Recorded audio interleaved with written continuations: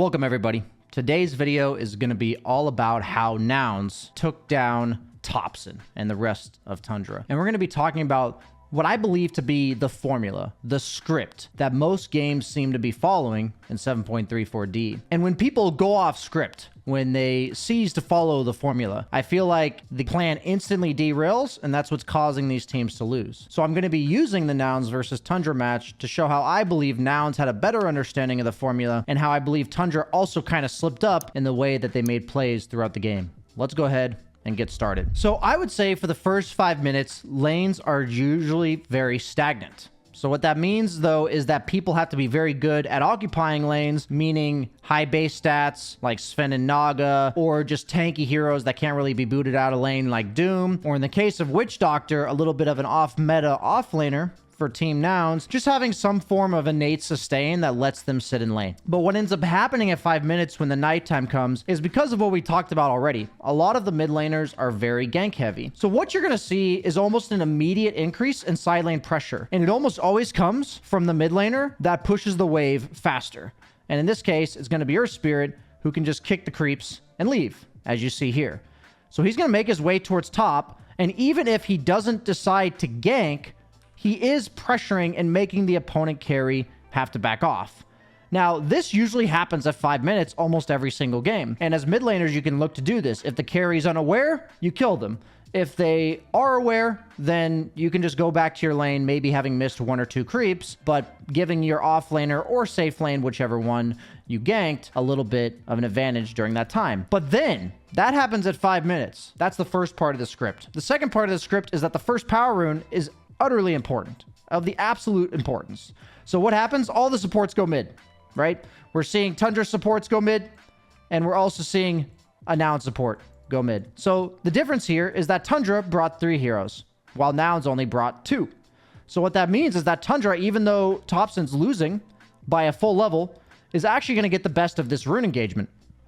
So this is something that you have to gear up for pretty much every single game. And if you're the mid in a pub not getting assistance, be very wary of the opponent doing this, because dying here gives us so much momentum to the enemy mid. Now, if you're the team that dedicates more attention to the mid lane, be careful as the side laners, because that means you're getting what's next. So in the meantime, we're seeing AA having gone through the portal and ganking Sven. Skeeter's going to drop down below, right? And then we're going to see AA go back top, and we're going to see another gank on a side lane core. And we're going to see that 33, despite his team showing 3 mid, was being aggressive underneath the tower. So Skeeter was unprepared for a dive because he was low HP, and 33 was actually playing overly aggressive at the tower and getting caught. So first, Nouns had 2 heroes against 3 in the mid lane, and they lost that. That means that there's more heroes on Nouns on the side lanes. So the formula right now in the early to mid game is which team is dedicating to win mid and which team is dedicating to win side lanes. If you're mid, make sure you're playing cautiously if your supports are not helping. If you're side lanes, make sure you're on the lookout for these portal ganks, because if your teammates are mid, there's basically 2 regions in the map right now because of the portals. There's mid and there's side lanes. So let's be careful of us not being aware of that formula and being the ones that got caught. So even though Nouns made a little bit of a slip up in the mid lane, we're seeing that Tundra actually made a slip up in both of their side lanes, resulting in a net win for Nouns. So from about 5 to 12 minutes, we're going to see a ton of action between lanes. You know, suddenly there's 3 heroes for Radiant and bottom. Then there's a 2v2 mid. It's basically non-stop action for like 7 minutes in a row, because there's just always something to battle for. There's the 7-minute Wisdom Rune. There's the 8-minute Power Rune that they were currently fighting for here, even though the Power Rune ends up being top. So from 5 to 8 minutes, constant action. Always something to battle over. But from about 8 to 10 minutes, people are usually kind of collecting their resources and chilling a bit, ready to brawl again at 10 minutes. And once 10 minutes rolls around, it's Power Rune time. Let's go. 3v2 in the mid lane. TOPSON this time having less help than Gunnar was getting, and he goes down, while 9 also takes the top rune. So you're seeing that at 5 minutes, 6 minutes, 7 minutes, and 8 minutes, there's something to fight for. And then at 10 minutes, there's something to fight for. So these teams are just non-stop brawling. So generally, the team that wins the engagement mid is going to put a lot of pressure on the mid tower, potentially even taking it at this point. If the mid tower goes down, it seems to be usually around these power rune rotations that go successfully, no matter what time they are. So the ganks don't really stop. As you see here, like, neither team has taken the pedal off the metal. Now Nine's the victim after Downs make another engagement. Then they're going to rotate back to the rune because of the fact that it's the 12-minute rune. And this is about when the first items are coming out for both teams. Around 12 minutes. Earthshaker gets his blink. Earthspirit has his spirit vessel. Supports like Weaver have their medallions, potentially solar crests. You see Snake King going a veil on Phoenix. And so what you're basically seeing as the formula is that for the first 15 minutes, everybody's items are about winning the lane and brawling. So when we look at the items these teams have purchased, we're seeing a majority of fighting items in the early game. We're seeing Glimmer Cape on AA, Solar Crest on Weaver, Veil as well on Snake King. And that's a lot of the supports. Even like an Ag Scepter on Clockwork is an item that's all about brawling. And so then we're going to move into the next stage of the game, which is around 20 minutes. So here's what tends to happen around 20 minutes. You're going to see items like Heart of Tarask come out, and BKB, and Force Staffs. So what does that mean? That means that people become very difficult to kill. Everybody is itemizing to be more difficult to kill. And what's basically happening is both teams have so much playmaking potential by the 15-minute mark that they tend to avoid fighting because nobody has built their survivability items yet. So there tends to be like a lull in the action because both teams are avoiding action. As you see, one team has an illusion carry pushing out waves, and the other team has a carry that's just farming off map. So there seems to be some sort of truce that happens at this stage of the game. And what I'm kind of noticing is both teams have one guy that's going to lead the aggressive charge. In this case, usually the mid, sometimes the offlaner. And these guys usually build to be tankier. And if they don't need an item that makes them tanky or survivable, guess what item they go? Midas.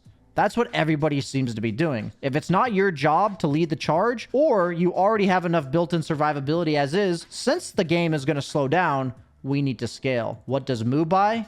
Mana Boot Soul Ring for the lane. Midas on this offlane Witch Doctor. So this is the stage of the game where pretty much everybody recognizes we should not fight them. And anybody who tries to force a fight generally either misses out on farm or ends up feeding unnecessarily. So the only things that really happen at this stage of the game are little pick-off attempts. As you can see, TOPSON has a shield rune. So that means he might have an opportunity to go. And he's going to go on Layla's, forcing a huge rotation from Nouns, who's going to try to counter it. But since he has a shield rune, he is going to narrowly get away here. But the whole idea is you see that the rest of Tundra has no interest in this.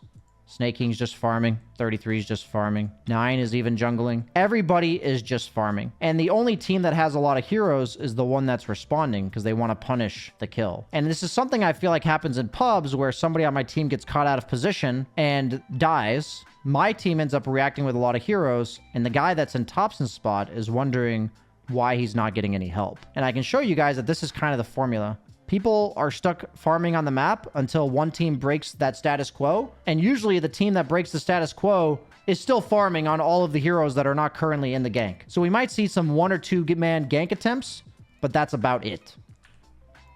So he does narrowly escape as we see, but really hyper-focused on the fact that the rest of Tundra is farming. And the reason that this works for TOPSON is because this hero is so mobile and able to escape these ganks. So here's where the first big mistake for Tundra comes in.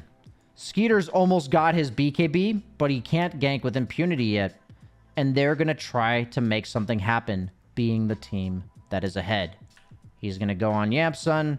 He's going to get timely fissured by Gunner, caught by Laylas. He's going to die. Tundra's going to all be here because their carry is going in. And they're going to proceed to feed a bunch more because Doom has Octarine Midas. So he doesn't have his survivability yet.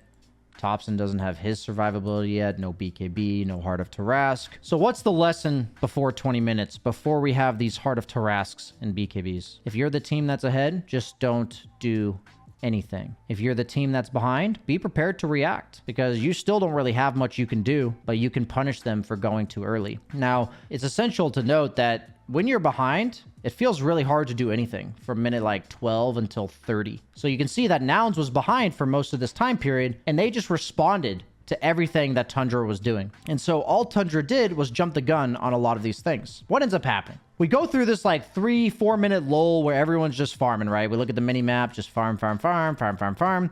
And then one team gets a Heart of Tarask. And this guy has 3,000 HP at 20 minutes. This can be the carry Naga Siren, CK. This can be the off lane, Primal Beast, Kunkka, the mid lane. Earth Spirit sometimes does this. And now that team is unfightable. So what's the rule if the opponent team has a Heart of Tarask? Just don't fight that guy. He's got 3,100 HP at 21 minutes into the game. And what's Tundra going to do? They're going to fight the guy with the Heart of Tarask. And they're going to use everything they freaking got. They're going to throw the whole kitchen sink at him. And he's going to die. But what happens to the team that commits all their resources on the guy with the Heart of Tarask? They used all their resources, so they don't got any left. And the rest of their team is going to kill you. So the story of this meta right now, as boring as it may seem, is that unless you're the team with the Heart of Tarask, or you have your BKB timing before the enemy has their Heart of Tarask, just don't do anything. Farm creeps, don't overextend, push out waves, and jungle. That's it. So what's the ticket? What's the formula for this patch? We now see around 20 minutes that one of the two teams becomes unfightable because they have somebody with a Heart of Tarask. That's it. Somebody in the game has 3,000 HP and the enemy team cannot fight them. So we're just going to follow that guy around, the guy that has the Heart of Tarask, and make sure that if he gets caught, we're ready to punish. The team that's behind, pay attention to when the guy with the Heart of Tarask TPs somewhere, because that means you may be able to fight somewhere else. But notice what everybody else does. Everybody else on the team buys survivability items and mobility items. These are the big things. Mobility items and items that help you scale. So we're seeing a lot of ranged offlaners that just do this kind of crap. Nobody else is building tanky. You have like one or two guys that build tanky, and everyone else builds teamfight items on the team that's winning. We're seeing like mobility teamfight, mobility tankiness, and we're seeing mobility teamfight. We're seeing teamfight mobility. Shard, 4-staff. Glimmer, 4-staff. That's what we're going to see on all of these heroes that are on the winning team. And so the team that's losing, we're going to start seeing a bunch of items to also survive. 4-staff, 4-staff, kiting items out the wazoo. And the kiting items are all about the fact that one team has BKBs and the other team has a Heart of Tarask. And we need to kite either on the map, the team that has the Heart of Tarask, or kite during the fight against the hero that has BKB. So the team that has Heart of Tarask will generally just walk at objectives that they would like to take, whether that's towers, in this case Roche, and they're just going to take over the entire map. So what's the problem with Tundra for this TI that I'm concerned about with them moving forward? Is that TOPSON's a playmaker, and these guys like to make plays, and they're going to try to make plays no matter what. And this is something that's going to get the door slammed on you in 7.34D. So what ends up happening to the team that has Heart of Tarask plus Aegis? Are they going to make a move? Are they going to do something crazy? No. They're just going to frickin' farm. Hector's farming down here. Layla's is farming up there. The other two or three are going to walk together. Notice how they farm aggressively and they look for pickoffs. But all of it comes because they have one guy with a Heart of Tarask that walks at people. And the other three follow along. Usually there's one or two heroes on the map like this that are just farming or looking for other things. So while one guy is dead, there's this frantic chase from the team that's winning to look for more, and there's an immediate split up from the team that's losing trying to scrap for any farm that they can. And this is a common dynamic. So if you're the team that's ahead, ensure that if you get one kill, run across the map, chase them as far as you can to make sure they don't get any farm. If you're the team that's behind, you're playing cat and mouse, and you're the mouse until your teammate has respawned. Now notice how the Heart of Tarask guy just plays up on the map, whether that's the illusion carry or the Primal Beast with a Heart of Tarask. And Tundra really has no plays to be made. They're going to try to find somebody. Why do these heroes build mobility? So they can get away, right? And even if a support feeds in the meantime, look how far they had to chase on the side of TOPSON, and he's going to get punished. So what's the problem with what Tundra did here? What are we learning, viewers on YouTube? We are learning the problem is that they did anything. That is the problem. You would much rather have a support weaver feed in the side lanes every now and then than lose a core and a support in the middle of the map to the enemy team who's tanky and survivable because they have 4-staffs, Glimmer Capes, Heart of Tarask. BSJ, are you telling us that we should farm and look to fight at base if the enemy team ever gives it to us? And that's the only thing we should really do. Sadly, yes. That is exactly what I'm telling you should happen. You're the team that's ahead, farm aggressively and don't let the enemy move out. If you're the team that's behind, dodge, dodge, dodge at all costs. That is why I also feel that heroes like Wraith King offlane are coming into meta. We even saw 9 Pandas run Alchemist carry and Wraith King offlane, both buying a Radiance. Why? Because that item comes out around 15 to 20 minutes, and teams like to farm. What basically happened from 20 minutes onward in this game? Nouns got a Heart of Tarask, and Tundra tried to fight them. And that basically sums it up. And then Nouns uses the tail end of this Aegis. The guy with the Heart of Tarask makes himself a threat. You know, heroes like Kunkka and Primal will like buy like Ags on Kunkka, Ags on Primal, just team fight threat items. Illusion carries will just buy damage items. And suddenly, you know, base has tier 3 has been broken. And what's going to happen here? Tundra's now going to get the memo. You know, they're going to split push to their heart's content, realizing that they cannot fight this Naga Siren who has a Heart of Tarask. But at this point, is it too late? That is the question. As we see farm, until the next Aegis, right? That's what the team with the Heart of Tarask wants, so that's what they're going to go for. So Tundra actually making the one move that they're supposed to make, which is to fight before that Aegis comes out. Because if that Aegis goes on the Naga again, probably GG. So Nouns is prepared for this fight. Really good positioning from Gunner. Kiting items, Force Staff Glimmer. Is it going to be an overchase by Tundra? And the answer is yes. BKB wore out. They managed to kite it long enough. Sven's going to go down. And that's actually going to be the one good play for Tundra throughout the course of this game. But sadly, there's a Naga Siren with a Heart of Tarask. And even though they got the good play, when it looked like an overextension, I actually called it an overextension. It's a 4-for-2 trade. The guy with the Heart of Tarask is still going to live, and he's going to be the one that dictates the pace of the game. So Nouns is going to respawn, and they're going to look to force out the lanes and make a move of their own with the Heart of Tarask. You know, shocker stuff here. And once they get 1 or 2 kills, suddenly the game is going to get out of control. As they go on the guy with the Heart of Tarask, he gets Force Staffed. That's where their mistake was. They went on the guy with the Heart of Tarask. Suddenly this Witch Doctor, who's gone Boots of Travel after the Blink Ags, they're going to turn the fight, catch Skeeter. And so what I'm basically trying to say with this video, I encourage you guys to watch these 2 games, because the second game from Tundra Nouns is the exact same story. Because I think that this was the most surprising win of the tournament so far, but it also feels like Nouns really understands this formula. Guy with the Heart of Tarask, follow him around.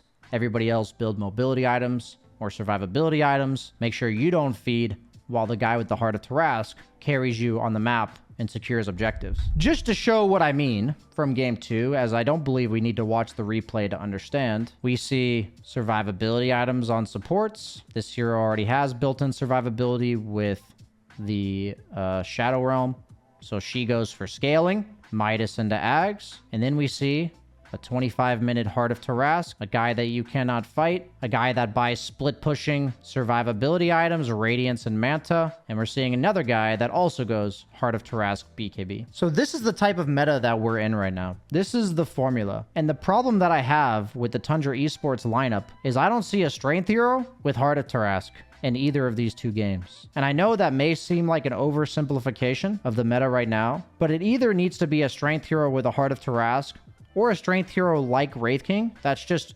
really, really difficult to gank. And that's why I believe 9 Pandas is in the upper bracket. So really keep in mind like the formula we're seeing for these games. We're seeing a lot of Midases, a lot of building to scale between 12 to 20 minutes. And then around 20 to 25 minutes, each team has 1 or 2 heroes with Heart of Tarasks and BKBs. And they become incredibly difficult to fight against. And you are supposed to simply not fight them. Let them have Roche. Let them take towers. Just get your items up so you'll eventually have enough damage to bring these guys down. So I hope you guys enjoyed this video, as it is a video that I feel like explains, for me at least, pretty much everything that's going on in my games. And hopefully my teammates in pubs will also see this as a PSA to please stop going on the team that has the Heart of Tarask or the team that has the Wraith King. If you continue to try to fight them, it will not work. So if I recommend for you guys to try out in your pubs, offlane Wraith King has been wreaking absolute havoc in my games. Safe lane heroes like Spectre that force fights and also build very tanky. And then these mid laners that run around with Heart of Tarask. These have been by far the most powerful heroes in all of my games, and I encourage you guys to try those out. Thank you so much for watching. I'll see you guys next time.